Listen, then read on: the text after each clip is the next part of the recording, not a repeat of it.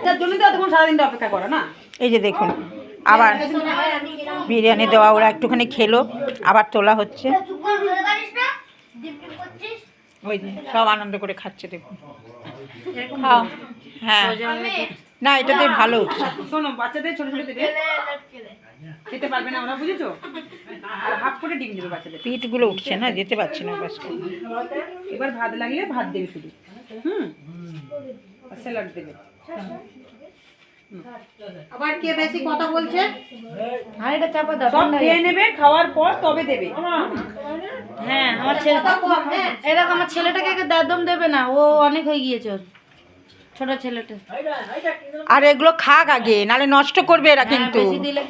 ঘবাসা যিনি দিচ্ছেন তিনি তো মানে একদম হরবার হরবার, আগে এক পিস করে দাও, দিয়ে নিয়ে হিসেব মতন দাও।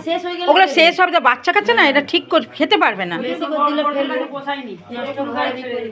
দিলে কি হবে তোমার? তুমি তো সে মানে ঠিক মতন দিচ্ছে না তো। ছোটদেরকে একটা ওটা কমপ্লিট করুক, একটা করে শেষ করুক, এখন আর মাংস দেবে না কাউকে।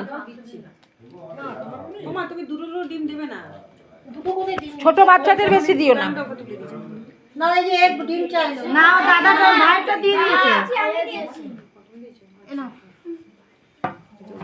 ঠিক আছে, তুমি খাও, তোমাকে বিরিয়ানি দিচ্ছি। হ্যাঁ আচ্ছা, তুমি এই ছবি আর কতক্ষণ?